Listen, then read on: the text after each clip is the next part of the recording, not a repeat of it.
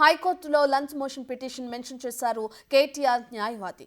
ఈ కారు రేసుల కేసులో తనపై నమోదైన ఏసీబీ కేసును తొలగించాలంటూ క్వాష్ పిటిషన్ వేశారు కేటీఆర్.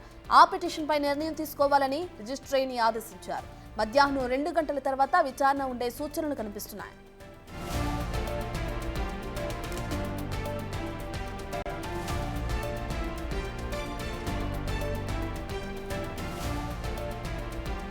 ఇక ఫార్ములా ఈ కార్ రేస్ కి సంబంధించి ఇప్పటికే కేటీఆర్ ని A1 గా చేర్చుతూ అటు ఏసీబీ కేసు నమోదు చేసిన విషయం మనందరికీ తెలిసిందే. అయితే దీనికి సంబంధించి ఇప్పుడు హైకోర్టులో లంచ్ మోషన్ పిటిషన్ ని మెన్షన్ చేశారు అటు కేటీఆర్ న్యాయవాది. ఈ కారు రేసుల కేసుకు సంబంధించి తనపై ఏదైతే కేసు నమోదైందో ఏసీబీ తరపు నుంచి ఆ కేసును కూడా తొలగించాలంటూ క్వాష్ పిటిషన్ వేశారు కేటీఆర్. మరి ఆ పిటిషన్ పై నిర్ణయం తీసుకోవాలని రిజిస్ట్రీని కూడా ఆదేశించారు. అయితే ఈ పిటిషన్ కి సంబంధించి ఈరోజు మధ్యాహ్నం అటు 2 గంటల తర్వాత విచారణ ఉండే సూచనలు కనిపిస్తున్నాయి. చూడాలి మరి విచారణ ఏ విధంగా కొనసాగుతుందనేది తెలియాల్సింది. పూర్తి డీటెయిల్స్ అందించడానికి మా ప్రతినిధి సురేష్ లైవ్ లో జాయిన్ అవుతున్నారు. రైట్ సురేష్, ఇప్పటికే చూసుకుంటే A1 గా చేర్చారు. 4 నాన్ బెయిలబుల్ కేసులు నమోదు చేశారు కేటీఆర్ పైన. ఇప్పుడు మరి హైకోర్టులో లంచ్ మోషన్ పిటిషన్ దాఖలు చేయనున్నట్లు కూడా తెలుస్తుంది. దీని విచారణ మధ్యాహ్నం 2 గంటల తర్వాత ఉండే సూచనలు కనిపిస్తున్నాయి. ఎలా చూడొచ్చంటారు సురేష్? ఏసీబీ తనపై కేసు నమోదు చేసిందని చెప్పేసి కూడా quash petition lunch motion petition ద్వారా వేయడం జరిగింది.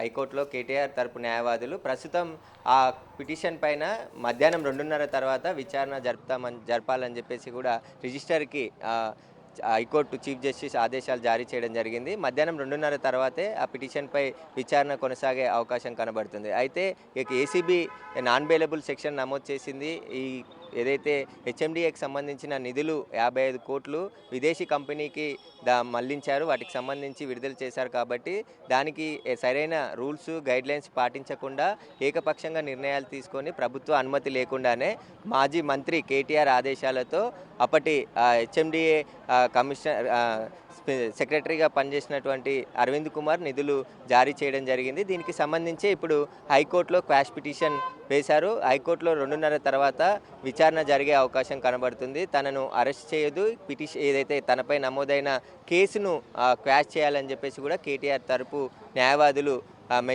లంచ్ మోషన్ పిటిషన్లో మెన్షన్ చేయడం జరిగింది. దీనికి సంబంధించి మధ్యాహ్నం 2:30 తర్వాతే ఈ కేసుపై విచారణ జరిగే అవకాశాలు కనబడుతున్నాయి. అయితే ఒకవైపు హైకోర్టులో ఆయన లంచ్ మోషన్ పిటిషన్ దాఖలు చేశారు, కానీ ఏసీబీ ఇప్పటికే దర్యాప్తు ప్రారంభించింది. ఈ కేసుకు సంబంధించిన పూర్తి ఆధారాలన్నీ సేకరించి విచారణ ప్రత్యేక బృందాన్ని ఏర్పాటు చేసి ఏసీబీ డైరెక్టర్ తరుణ్ జోషి నేతృత్వంలో విచారణ జరపబోతున్నారు. ఈ కేసులో ఖచ్చితంగా కేటీఆర్ని అరెస్ట్ చేస్తారని చెప్పేసి కూడా స్పష్టమవుతుంది. ఎందుకంటే నాన్ బెయిలబుల్ సెక్షన్స్ అన్నీ కూడా ఆ కేటీఆర్పై నమోదు చేయడం జరిగింది. కేసులో A1గా కేటీఆరే ఉన్నారు. ఈ ఫార్ములాకు సంబంధించిన రేసింగ్లో నిబంధనలు పాటించకుండా విదేశీ కంపెనీలకు అగ్రిమెంట్ కాకముందే ఆ కంపెనీ హెచ్ఎండిఏకి సంబంధించిన నిధులన్నీ కూడా ఆ కంపెనీకి విదేశీ డబ్బు రూపంలో ట్రాన్స్ఫర్ చేశారు. అందుకు పెనాల్టీ కూడా 8 కోట్ల రూపాయల పెనాల్టీ పడిందని చెప్పేసి ఫిర్యాదులో పేర్కొనడం జరిగింది.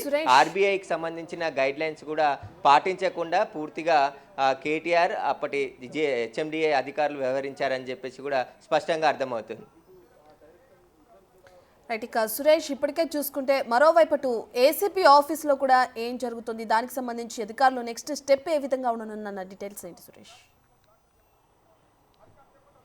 ఏసీబీ కార్యాలయానికి కొద్దిసేపటి క్రితమే ఏసీబీ డీజీ విజయ్ కుమార్తో పాటు ఏసీబీ డైరెక్టర్ తరుణ్ జోషి, అదేవిధంగా ఐఓ ఉన్నటువంటి డిఎస్పీ మాజిద్ కూడా చేరుకోవడం జరిగింది. కేసుకు సంబంధించి నిన్నటి నుంచి కూడా పూర్తిగా అధికారులతో సమావేశం ఏర్పాటు చేసి తీసుకోవాల్సిన చర్యలు, ఇన్వెస్టిగేషన్కి సంబంధించిన అధికారులకు సూచనలు కూడా ఏసీపీ డీజీ నిన్నటి నుంచి చేస్తున్నారు. వాటికి సంబంధించి ప్రస్తుతం దానకిషోర్కి సంబంధించిన స్టేట్మెంట్ ఈరోజు రికార్డ్ చేసిన తర్వాత రేపు కేటీఆర్ని విచారణకు పిలిచి ఆ విచారణ అనంతరం అరెస్ట్ చేసే అవకాశాలు కూడా స్పష్టంగా కనబడుతున్నాయి. ఎందుకంటే ఈ డబ్బులన్నీ కూడా ప్రజలకు సంబంధించిన డబ్బులు, హెచ్ఎండిఏకి సంబంధించిన నిధులన్నీ వేరే విదేశీ కంపెనీలకు మళ్లించారు. కాబట్టి ఆ సెక్షన్ల కిందనే కేసు నమోదు చేశారు. చట్ట ప్రకారమే ముందుకు వెళ్తున్నారు. ఇటు ప్రభుత్వం ఆ గవర్నర్ అనుమతి తీసుకొని ఆ తర్వాతే ఏసీబీకి ఫిర్యాదు చేయడం జరిగింది. ఏసీబీ ఫిర్యాదుతో కేసు నమోదు చేసి ఇప్పుడు దర్యాప్తు చేస్తున్నారు కాబట్టి ఆ చట్ట ప్రకారం ముందుకు వెళ్ళి పూర్తిగా చర్యలు తీసుకునే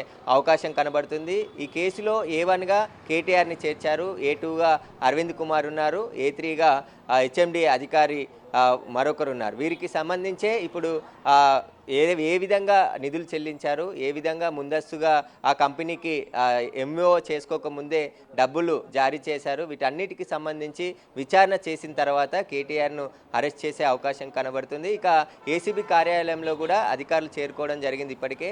దానికి సంబంధించి హెచ్ఎండిఏ కార్యాలయం నుంచి మరికొన్ని డాక్యుమెంట్స్ సమర్పించాలని చెప్పేసి కూడా లేఖలు రాసినట్టు తెలుస్తుంది.